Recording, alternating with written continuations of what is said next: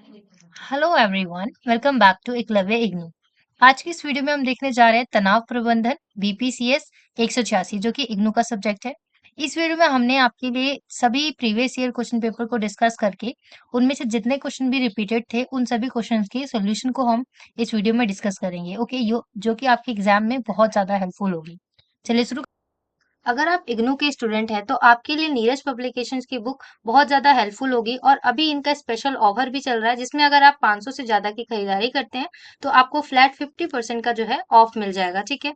और यहाँ पर कैश ऑन डिलीवरी भी अवेलेबल है और इनकी वेबसाइट से आप इस तरह की बुक जो खरीद सकते हैं, चाहे वो गाइड हो गया, सैंपल पेपर हो गया। ठीक है। और अगर आप इनकी बुक को परचेज करना चाहते हैं तो डिस्क्रिप्शन बॉक्स में आपको इसका लिंक मिल जाएगा जहां से जाकर आप इनकी बुक्स को परचेज कर सकते हैं। ठीक है। और आप चाहो तो आप हमारा डिस्काउंट कूपन भी यूज कर सकते हो जो कि है एकलव्य, जिससे कि आपकी खरीदारी पर आपको बहुत अच्छा डिस्काउंट मिल जाएगा। ठीक है।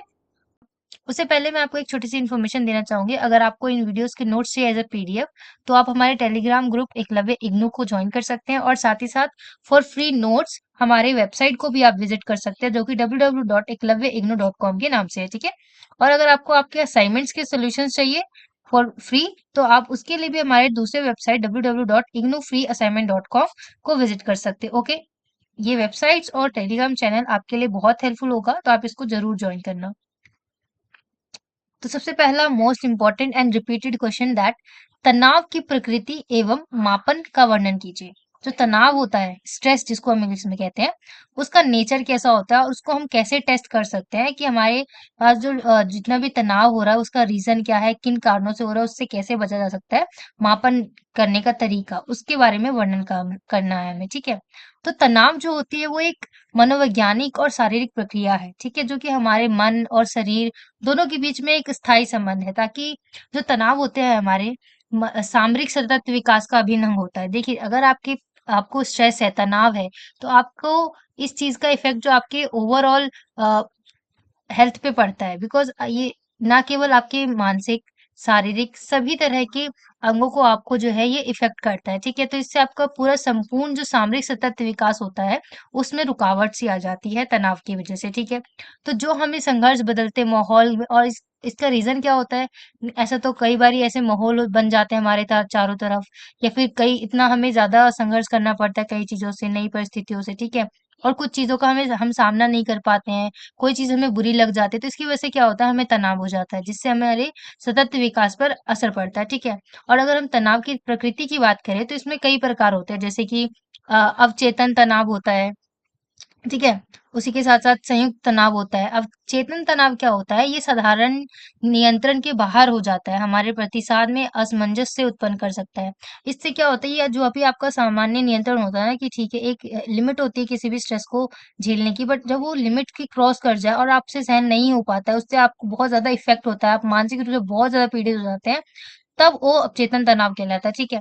और संयुक्त तनाव जब होता है जब हम किसी तनावपूर्ण स्थिति में होते हैं और शरीर बाधित हो जाता है, हम स्ट्रेसफुल सिचुएशन में होते हैं, उसमें है ना, तनाव की स्थिति में होते हैं, और जो हमारा बॉडी होता है वो मतलब ऐसी सिचुएशन में आ जाता है कि ना कुछ वो कर पाता है, वो मतलब सोच ही नहीं पाता उसको करना क्या है, इतना ज्यादा जब स्ट्रेस आ जाता है। ठीक है। और हमारे मन में चिंता, गुस्सा या बेचैनी जैसी भावना जो है उत्पन्न हो जाती है। जब आपको गुस्सा आता है या जब आपको बेचैनी होती है, तब आपको क्या एकदम मानसिक रूप से अलग ही फील हो रहा होता है, और आपका जो पूरी बॉडी होती है वो भूल चुकी होती है उसको करना क्या है, राइट। तो उस सिचुएशन में होता है संयुक्त तनाव। ओके। जब आप मानसिक और शारीरिक दोनों तरह से पीड़ित हो तो संयुक्त तनाव तनाव। ठीक है। और अधिक लंबित तनाव ये क्या होता है, यह तनाव जो है वो एक ऐसी स्थिति का परिणाम होता है जिसमें हम किसी समस्या या चुनौती के सामने लंबे समय तक तत्पर रहते हैं, और इसके परिणाम स्वरूप हमारे शरीर में, मन में नकारात्मक प्रभाव होता है इसकी। देखिए, अधिक लंबित तनाव क्या होता है, बहुत लंबे समय से हम उस चीज को झेल रहे हैं कि अब ठीक होगा अब ठीक होगा, परंतु वो क्या चीज होती है, वो मतलब ठीक नहीं हो रही हो तो हम उसको बहुत लंबे समय से झेल रहे हैं। तो इसका एंड रिजल्ट क्या होता है, लास्ट में क्या होता है कि हमारे, या तो हम मानसिक रूप से पीड़ित हो जाते हैं या शारीरिक रूप से हमारे इफेक्ट पड़ता है हमें। ठीक है। जिसकी वजह से कई बार होता है ना लोगों को कि उसका मानसिक रूप ही खराब हो गया, उसकी मानसिक हालत खराब हो गई। वो बहुत लंबे समय से अगर आप किसी स्ट्रेस के बारे में सोच रहे हैं, ले रहे हैं, तो वो उसका रिजल्ट होता है। ठीक है। सो तनाव के कुछ इस प्रकार की प्रकृतियां होती हैं, और तनाव को मापने की अगर हम बात करें तो उसके कई तकनीक होते हैं जिनमें से कुछ महत्वपूर्ण होते हैं, जैसे कि रक्तचाप मापन, है ना, मानसिक स्थिरता, आपकी मानसिक स्थिरता कैसी है उसका भी एक टेस्ट होता है। ठीक है। स्केलोकोट्रोसाइज स्तर का मापन, इसमें क्या होता है कि जैसे कि एक उपयुक्त स्केल होता है, ठीक है। उसमें क्या होता है कि यहाँ पे यहाँ पे जो हमारा कोलेस्ट्रॉल होता है उसका स्तर मापन से भी हमें पता चलता है कि आपके पास जो स्ट्रेस है वो कितना ज्यादा है और कितना कम है, ठीक है। और इसी के साथ साथ हमारे पास एक होता है उपयुक्त स्केल, उपयुक्त स्केल से भी हम माप सकते हैं कि हमारे स्ट्रेस का लेवल क्या है, ठीक है। और खासकर ये जो ब्लड प्रेशर रक्तचाप मापन होता है ये बहुत रोल प्ले करता है इम्पोर्टेंट, ठीक है। इन उपायों से आप पता कर सकते हैं कि आपकी जो तनाव की स्थिति है वो कैसी है और कौन सी चीजों को आपको फॉलो करना है, कौन सी चीजों को नहीं, ठीक है। तो यह भी महत्वपूर्ण करता है साथ ही साथ कि अपने दैनिक जीवन में तनाव को कम करके और उसको प्रतिबंधित करने के लिए हमें स्वस्थ जीवन शैली अपनानी चाहिए। ऑफ कोर्स ऐसा ना हो कि आप केवल स्ट्रेस ले रहे हैं और हेल्दी लाइफस्टाइल नहीं जी रहे हैं। तो अगर आपको स्ट्रेस को कम करना है तो इन तकनीकों के साथ साथ आपको एक स्वस्थ और हेल्दी जीवन शैली को भी अपनाना होगा, ठीक है। कुछ इस प्रकार आप इस क्वेश्चन का आंसर लिख सकते थे।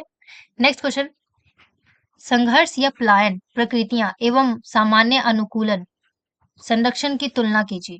तो हमें पलायन की प्रकृति और जो सामान्य अनुकूलन होता है संघर्ष के लिए, उसकी हमें तुलना करनी है। तो देखिए, संघर्ष और पलायन जो होते हैं वो दो विभिन्न प्रतिक्रियाएं होती हैं जो कि व्यक्ति या समाज द्वारा दिए जाने वाली विपरीत परिस्थितियों का प्रतीकात्मक प्रतिबिंब होता है। जो हमारे पर विपरीत परिस्थितियां होती है ना, उसका जो हमारे पर इफेक्ट पड़ता है उसी का प्रतिबिंब होता है ये, ठीक है। और संघर्ष जो होती है वो एक ऐसी प्रक्रिया होती है जिसमें क्या होता है कि जो व्यक्ति है वो समाज अपने उद्देश्यों को प्राप्त करने के लिए संघर्ष करते हैं, ठीक है। देखिए, जब हम संघर्ष की बात कर रहे हैं तो इसके नाम से पता चला, संघर्ष एक ऐसी प्रकृति है जब हम किसी सिचुएशन को फॉलो करने के लिए, उसका सोल्यूशन ढूंढने के लिए हम उससे लड़ते हैं, उससे फाइट करते हैं, ठीक है। उसका सामना करते हैं बेसिकली, ठीक है। उसको हम संघर्ष कहते हैं। और पलायन क्या होता है, पलायन जो है संघर्ष की ऑपोजिट चीज होती है, विपरीत तरीका होता है। इसमें क्या होता है, एक अन्य प्रक्रिया होती है जिसमें व्यक्ति या फिर जो समाज है वो विपरीत परिस्थितियों से बचने का प्रयास करती है। और इसमें व्यक्ति जो है या समाज जो है वो आर्थिक, राजनीतिक या पर्यावरणीय संकटों के सामने पलायन कर जाती है, ठीक है। यहाँ पे पलायन लिख लीजिएगा आप। तो यहाँ पे बेसिकली बताने का ये मतलब था कि संघर्ष जब हम किसी चीज का फेस करते हैं, ठीक है। और पलायन भी उसके नाम से पता चल रहा है कि पलायन जब हम किसी सिचुएशन को देखकर हम उसके उससे बचकर भाग जाते हैं या उसके चक्कर में हम कहीं और पलायन कर लेते हैं, किसी और जगह चले जाते हैं। अगर कोई पर्यावरण संकट आ गया, भूकंप आ गया, बाढ़ आ गई, तो उस सिचुएशन में क्या करते हैं, हम पलायन कर जाते हैं एक जगह से दूसरी देश, ठीक है।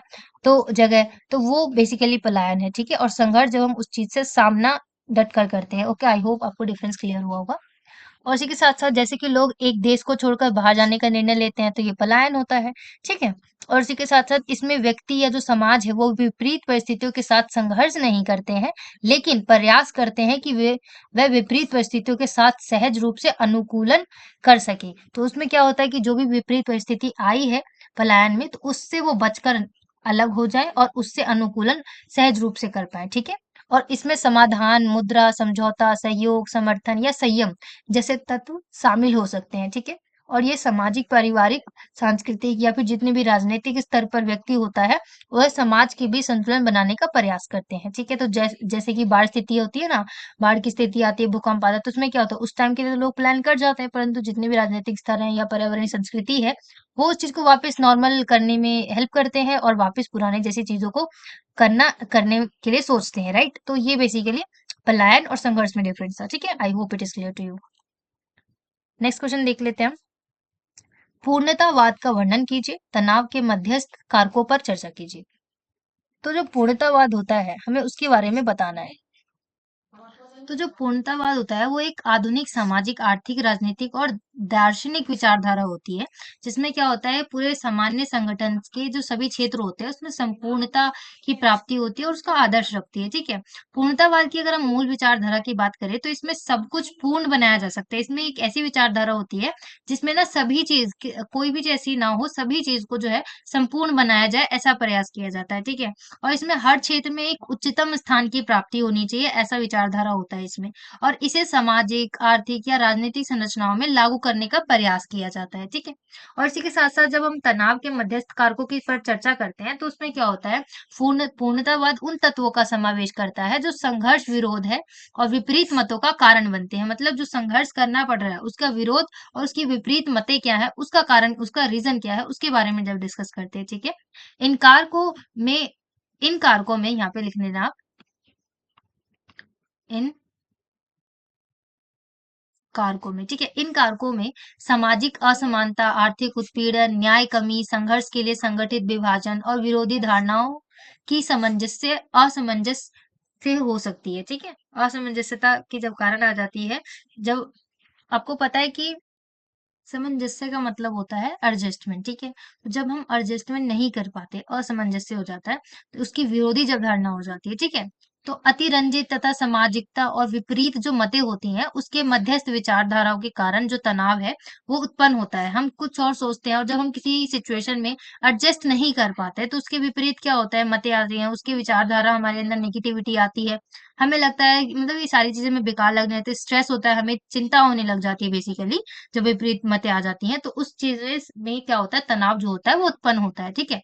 पुनीत आवाज की चर्चा मध्यस्थ कारकों के साथ जितने भी संघर्ष करने का प्रयास करती है और जो सामाजिक आर्थिक और जो राजनीतिक संरचनाएं हैं उसमें सुधार करके समावेश समानता न्याय संपूर्णता की प्राप्ति का मार्गदर्शन होती है, ठीक है। तो ये पूर्णतावाद थी जिसमें हर चीज को पूरा करने की कोशिश करी जाती है। नेक्स्ट क्वेश्चन हमसे पूछा गया है, संबंधों पर तनाव के प्रभाव का वर्णन कीजिए। जो संबंध होते हैं, जब आपको स्ट्रेस हो जाता है, तनाव हो जाता है बेसिकली, तो उसमें हमारे रिलेशंस पर, संबंधों पर क्या प्रभाव पड़ता है उसके बारे में बताना है। तो आई होप कि आपको ये पता होगा बहुत अच्छे से, जब आप स्ट्रेसफुल सिचुएशन में होते हैं तो आप रिलेशन को भी भूल से जाते हैं और आप किसके सामने क्या बोल रहे हो आपको ये भी समझ में नहीं आ रहा होता है, ठीक है। जब आप कुछ ज्यादा स्ट्रेस ले लेते हैं तो ठीक है। तो जब संबंध होते हैं उनमें तनाव का प्रभाव या तो व्यक्तिगत हो सकता है या समुदाय के बीच गहरा और संकटपूर्ण हो सकता है।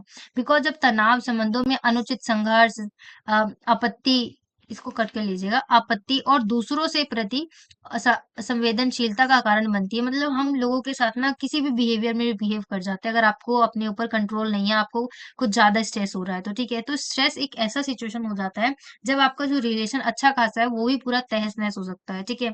और ये जो है संबंधों की गहराई को भी कम कर देगा, भले ही आपका रिश्ता जो है वो कितना ही गहरा क्यों ना हो, पर एक स्ट्रेस एक ऐसी चीज है जो उस गहराई को भी खत्म कर सकती है और इसको विश्वासघात भी करवा सकती है आपसे, ठीक है। और संबंधों को कमजोर भी बना सकता है। तो ये तरीके से स्ट्रेस जो होता है, तनाव लेना एक बहुत ही गंभीर बीमारी के लिए जो आप होता है। तो इस वजह से डॉक्टर्स भी और सभी लोग सलाह देते हैं कि जितना कम हो उतना टेंशन लीजिए और हेल्दी लाइफस्टाइल जीवन शैली अपनाइए, ठीक है। इसके परिणाम स्वरूप क्या होता है, जितने भी संबंध होते हैं उनमें संकट, जटिलता, विचलितता और संयोगवश तोड़-फोड़ भी हो जाती है। कई बार ये देखते हैं ना, आपकी पूरी रिलेशन ही मतलब तोड़-फोड़ का यहाँ पे सेंस है कि पूरा टूट जाता है रिलेशन, ठीक है। और गुस्से में आप कई बारी चीजों को भी तोड़ते हैं, राइट। सो तनाव और जो स्ट्रेस बेसिकली एक गुस्से का रीजन बहुत बड़ा माना जाता है, ठीक है। सो तनाव जो है वो प्रभावित संबंधों में संवेदनशीलता की कमी, बातचीत की असंवेदनशीलता, अल्प संवाद और साथ ही असमंजस्य, एडजस्टमेंट जब आप नहीं कर पाते हैं, कंफर्टेबल नहीं फील करते हैं आप किसी भी रिलेशन में। तनाव का बेसिकली रीजन क्या होता है किसी भी रिलेशन में, कि आप या तो बहुत कम बात करते हैं या तो बात करते हैं तो बहुत अजीब तरीके से बात करते हैं, ठीक है। आप एक दूसरे को समझ नहीं रहे हैं अच्छे से, बहुत ही कम अल्प संवाद होता है आपके बीच में। और जो बातचीत है वो असंवेदनशील होता है, मतलब वो राइट बात नहीं हो रही होती है। और या फिर आप उस रीजन में अपने आप को कंफर्टेबल फील नहीं कर पा रहे हैं, तो उस सिचुएशन में तनाव जो है वो प्रभावित होता है और तनाव जो होता है वो होता है जिसकी वजह से संबंधों में कई रुकावटें, कई तोड़फोड़ भी हो जाते हैं, ठीक है। इसीलिए संबंधों को स्वस्थ और सुरक्षित रखने के लिए तनाव का प्रबंधन और संबंधों के मध्यस्थ कारकों पर विचारशीलता का ध्यान रखना अति आवश्यक है, बहुत महत्वपूर्ण हो जाता है। तो आई होप कि आपको यहाँ तक सारी क्वेश्चंस के आंसर समझ में आ रहे होंगे और इजी भी लग रहे होंगे। तो नेक्स्ट क्वेश्चन हम देख लेते हैं। सामना करने की अवधारणा और प्रकृति पर हमें चर्चा करना है। सामना करना इन द सेंस कि जब आप किसी स्ट्रेसफुल सिचुएशन में है, जिसको हम इंग्लिश में कोपिंग करना भी कहते हैं, कोपिंग, ठीक है। अ, इस सब्जेक्ट की वीडियो हमने इंग्लिश में भी अपलोड करी है, अगर आपने नहीं देखा है तो आप देख सकते हैं, अगर आपके पास ये सब्जेक्ट इंग्लिश में है तो, ठीक है। तो हम क्वेश्चन पे आ जाते हैं। सामना करना यानी कोपिंग, जब आप किसी स्ट्रेसफुल तनाव में है तो उसको आप कैसे टैकल कर रहे हैं, कैसे सामना कर रहे हैं, उस चीज के बारे में बेसिकली आपको यहाँ पे बताना है, ठीक है। तो एग्जाम में कोपिंग हो या सामना करना, आप कंफ्यूज मत होना, इसका मतलब ये होता है, ठीक है। तो सामना करने या फिर कोपिंग की जो अवधारणा होती है वो यह है कि जब हम स्थायी और अस्थायी स्थितियों या चुनौतियों या तनाव जो होता है या संकट जब आता है बेसिकली, तो उसके सामने होते हैं, तो हम उनसे संघर्ष करने का परिणाम स्वीकार करने और अपनी जीवन शैली और अनुभवों को समायोजित करने के लिए नैपुण्य और उपायों का उपयोग करते हैं कि आप उसको टैकल कर रहे हैं कैसे, आप उस चीज को हल निकालने के लिए उसका कैसे आप उस चीज से सामना कर रहे हैं। बेसिकली आप उससे लड़ाई झगड़ा कर रहे हैं उस सिचुएशन से, या उससे भाग जा रहे हैं, या उसका डटकर सामना कर रहे हैं, ठीक है। सामना करना हमें अपनी मानसिक, शारीरिक और आधारभूत संसाधनों का संचयन करने और समर्थन प्राप्त करने, संघर्ष के परिणाम से सहज रूप से निपटने और संगठित तरीके से परिवर्तन करने की क्षमता जो है वो हमें प्रदान करती है। ठीक है, जब आप किसी चीज को सामने से लाइक फेस करते हैं, तो आपके अंदर जो क्षमता होती है वो आती है। ठीक है, और जिससे क्या होता है, सामना करने की जो प्रवृत्ति होती है वो व्यक्ति से व्यक्ति भिन्न होती है। या तो कोई बिल्कुल आसानी से उसका फेस कर लेता है हंसते हंसते किसी भी तनाव की सिचुएशन को, या फिर कोई कुछ ज्यादा ही डिप्रेस्ड हो जाता है, मेंटली डिस्टर्ब हो जाता है।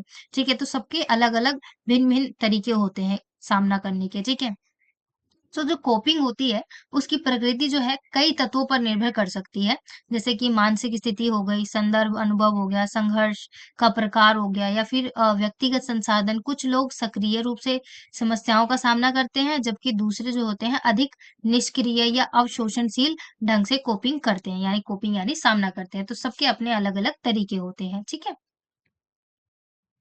तो नेक्स्ट क्वेश्चन में हमसे पूछा गया है, तनाव प्रबंधन तकनीक के रूप में चेतन एवं जैव प्रतिपुष्टि पर चर्चा कीजिए। जैव प्रतिपुष्टि और चेतन के बारे में हमें तनाव प्रबंधन की जो स्ट्रेस मैनेजमेंट जो तरीका होता है, स्ट्रेस मैनेजमेंट की जो टेक्निक होती है, उसमें चेतन और जैव प्रतिपुष्टि के बारे में हमें बताना है। ठीक है, तो जब हम तनाव प्रबंधन के लिए चेतन तकनीक की और जैव प्रतिपुष्टि महत्वपूर्ण हो जाते हैं अपने आप में। ठीक है, तो जो चेतन तकनीक होता है उसमें क्या होता है, तनाव को पहचानने, समझने और इसे संभालने के लिए उपयोगी होती है।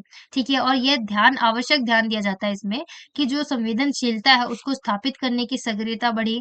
ठीक है, और सकारात्मक सोच पर को प्रोत्साहित करने में मदद मिली जब हम संभालने की कोशिश करते हैं। ठीक है, और इसी के साथ साथ जब जब प्रतिपुष्टि, यहाँ पे जल नहीं जैव आएगा। ठीक है, जैव प्रतिपुष्टि जब होता है तो उसमें तनाव से निपटने में मदद करती है, क्योंकि यह जो होता है वो स्वास्थ्य और भलाई को प्रोत्साहित करती है। उसकी वजह से क्या होता है, जब आपका हेल्थ अच्छा होगा तो उससे ही आपका भलाई होगी। ठीक है, जैव प्रतिपुष्टि में। ठीक है, और यह समय प्रबंधन, निद्रा, उपयुक्त आहार, व्यायाम और यहाँ पे कॉमा और मनोरंजन जैसी गतिविधियों को शामिल करती है, जो कि शारीरिक और मानसिक स्वास्थ्य को बढ़ाने में सहयोग करती है। चेतन तकनीक और जैव प्रतिपुष्टि, जैव प्रतिपुष्टि संयम, स्वास्थ्य जीवन शैली और अच्छे मानसिक स्वास्थ्य को बढ़ाने में मदद करती है। तो देखिए, जब हम जैव प्रतिपुष्टि की बात करते हैं तो उसमें ना सारी फिजिकल चीजें, जैसे कि अच्छे से नींद लेना, अच्छा खाना खाना, व्यायाम करना, मनोरंजन, मूवी देख ली मनोरंजन के लिए। ठीक है, तो वो शामिल होता है जैव प्रतिपुष्टि में। ठीक है, और जब हम चेतन की बात करते हैं तो इसमें किसी चीज को संवेदनशीलता के साथ अच्छे से टैकल करना, सक्रियता बढ़ाना और सकारात्मक पॉजिटिव थॉट को अपने अंदर लाना, उस सिचुएशन को हम चेतन तकनीक कहते हैं। ठीक है, तो ये दो तरीके थे, चेतन एवं जैव प्रतिपुष्टि, जो कि स्ट्रेस मैनेजमेंट में आपको हेल्प करते हैं। ओके, नेक्स्ट क्वेश्चन में हमसे पूछा गया है, समय प्रबंधन की तकनीक का वर्णन कीजिए, यानी कि टाइम मैनेजमेंट। अभी हमने स्ट्रेस मैनेजमेंट के बारे में डिस्कस किया, अब हमें टाइम मैनेजमेंट के बारे में देखना है। तो बेसिकली हमें इस क्वेश्चन में बताना है कि हम टाइम को कैसे मैनेज कर सकते हैं, उसकी क्या टेक्निक्स हैं। ठीक है, तो जब हम समय प्रबंधन की बात करते हैं तो एक बहुत ही महत्वपूर्ण कौशल स्किल हो जाता है, जिसमें ना हमें समय को कैसे बचाना है, कैसे सुरक्षित करना है, और उसको प्रभावी ढंग से यानी इफेक्टिवली कैसे उसका प्रयोग करना है, खासकर प्रोडक्टिव तरीके से हमें कैसे समय का उपयोग करना है उसके बारे में बताना होता है। ठीक है, तो कुछ तकनीकें हैं, जैसे कि प्राथमिकताओं का समायोजन करना। ऐसे टास्क आपके पास दिन भर में जितने भी काम है, उसमें से ना कुछ टास्क जो बहुत इंपॉर्टेंट होंगे, है ना, उसको आप प्राथमिकता दे दीजिए, फर्स्ट प्रायोरिटी दीजिए उस वर्क को, और पहले उसको खत्म करिए। ठीक है, और दूसरा, कार्य सारांश करना, मतलब किसी का मतलब दिन की शुरुआत करने से पहले ही आप कार्य का सारांश कर ले, मतलब टाइम को मैनेज कर ले कि आपके पास दिन में क्या क्या काम है और किस काम को आप कितना घंटा देंगे। ठीक है, और अंशदान करना मतलब बड़े कार्य को थोड़ा ज़्यादा समय देना और छोटे कार्य को थोड़ा कम समय देना, और जो बड़े कार्य हैं खासकर उनको छोटे-छोटे टुकड़ों में डिवाइड करके करना। लगातार 3 घंटे 4 घंटे आप कंटिन्यूअस काम कर रहे हैं, इससे बेटर होगा कि जो भी बड़ा काम है उसको आप छोटे-छोटे अंश में विभाजित कर लीजिए और वैसे संपन्न करिए। तो इससे आपका टाइम अच्छा खासा मैनेज होता है। ठीक है? और प्रोक्रास्टिनेशन करने से बचना, ये बहुत ही बेकार आदत होती है प्रोक्रास्टिनेशन की, नहीं आज नहीं, थोड़ा कल कर लूंगा, थोड़ी देर बाद कर लूंगा, ये कार्य, ये चीज करना बिल्कुल भी आप बंद कर दे ताकि आपको प्रोडक्टिव रिजल्ट मिल सके। ठीक है? तो कार्य को जो टालने की आदत होती है उसको कम करें और समय को व्यर्थ ना करें। ठीक है? और निर्धारित समय सीमा बनाना, मतलब जब आपने ये सोचा है कि इस समय पे मेरे को ये काम करना है तो करना है। ठीक है? बात वही आ जाती है, प्रोक्रास्टिनेशन मत करें। ठीक है? समय को निर्धारित करें। जिस काम के लिए जितना टाइम मिला है, जब टाइम मिला है, उसी टाइम उसको करके खत्म करें। उसको कल पर मत टालें। और व्यक्तिगत प्रबंधन उपकरणों का उपयोग करें। जैसे कि आजकल तो कितने अच्छे खासे ऐप्स आ गए हैं जो कि आपको अच्छे जितने भी आपका टास्क है उसके हिसाब से टाइम दे देंगे। आपको टाइम करने के, मैनेज करने के टाइम को वो तरीके भी बता देंगे। आपको अलार्म के साथ प्रॉपर गाइड करेंगे। आप आपका ये टाइम हो गया, अब ये टाइम हो गया है। ठीक है? कैलेंडर का उपयोग करें, अलार्म का उपयोग करें, टाइम ट्रैकिंग टूल्स का उपयोग करें। ठीक है? तो समय प्रबंधन की जो तकनीक होती है वो हमें संगठित रखती है, खासकर हमारे प्रोडक्टिव तरीके से हम जो दिन है, हमारा टाइम है, उसको हम अच्छे से यूज करते हैं। ठीक है? विपरीतताओं को कम करते हैं, जो हमारे डिस्ट्रैक्शंस होते हैं उसको कम करते हैं। ठीक है? और हमें उच्चतम उत्पादकता और सामान्य जीवन में संतुष्टि प्रदान करती है। मतलब हमें अच्छा लगता है, अच्छा फीलिंग होता है कि जब हमने टाइम को अच्छे से उपयोग किया। ठीक है? और प्रोडक्टिव तरीके से हम टाइम को यूज करते हैं। ठीक है? और नेक्स्ट क्वेश्चन में हमसे पूछा गया है, सांवेगिक बुद्धि का वर्णन करना है ना। तो सांवेगिक बुद्धि बेसिकली वो होती है जो एक अद्वितीय मानसिक स्थिति होती है, जिसमें क्या होता है, जागरूक, तेजी और सुस्ती से बचने के लिए हमें हमें रूप में परिभाषित की जाती है। यह बुद्धि हमें सतर्क रहने और विचारों और क्रियाओं में गंभीरता और उत्साह से जीवित रखने में सहयोग करता है। जीवित रहने का यहाँ पे मतलब है कि कई बार होता है ना, हमें स्कूल में टीचर्स भी बोलते थे कि ऐसा तो नहीं है कि तुम बस तुम्हारी बॉडी यहाँ है, दिमाग कहीं और है। तो ये वाली चीज होती है सांवेगिक बुद्धि। सांवेगिक बुद्धि वो होती है जब हम फिजिकली और मेंटली हम दोनों तरीके से उस पर्टिकुलर चीज में इन्वॉल्व होते हैं, अच्छे से जीवित तरीके से। ठीक है? और संवेगिक बुद्धि जो होती है उसमें लक्षण भी शामिल होता है, जैसे कि जागरूकता। संवेगिक बुद्धि व्यक्ति को अपने आसपास के प्रति, परिदृश्य, अवसरों और सत्यता का अनुभव करने में मदद करती है। और तेजी, सबसे बुद्धि जो संवेग बुद्धि होती है, यहाँ पे आप लिख लीजिएगा, संवेगिक की जो बुद्धि होती है व्यक्ति को क्रियाशील बनाती है और उन्हें निरंतर कार्यवाही करने के लिए प्रेरित करती है, कार्य करने के लिए उसको प्रेरित करती है। ठीक है? और जो सुस्ती होता है उससे बचते हैं। और यहाँ पे आप संवेगिक बुद्धि लिख लेना। संवेगिक बुद्धि, इसमें क्या होता है, हम निरंतर गतिशील रहते हैं और किसी चीज में अच्छे से इन्वॉल्व होते हैं। जो काम हम एक टाइम पे कर रहे हैं उसी चीज में इन्वॉल्व होते हैं। ठीक है? तो संवेगिक बुद्धि संपन्न, समर्थन और उच्च स्तर की जीवन की प्राप्ति का माध्यम बन सकती है। और यह जो है व्यक्ति को संघर्षों और परिभाषित करने और स्वयं को समर्पित करने और सफलता की ओर प्रगति करने के लिए प्रेरित करती है। तो आप किसी चीज को जितने अच्छे मन से, लगन के साथ कर रहे हैं, जीवित अवस्था में कर रहे हैं, तो उस वजह से क्या होता है, आप ज्यादा प्रगति की ओर अग्रसर होंगे और उस चीज को अच्छे से समझ पाएंगे। ठीक है? तो नेक्स्ट क्वेश्चन हमसे पूछा गया है, भावना केंद्रित सामना करना तथा समस्या केंद्रित सामना करना, कोपिंग, किसी भी चीज को आप कैसे टैकल कर रहे हैं उसके बारे में बताना है। तो एक होता है हमारा इमोशन से रिलेटेड। ठीक है?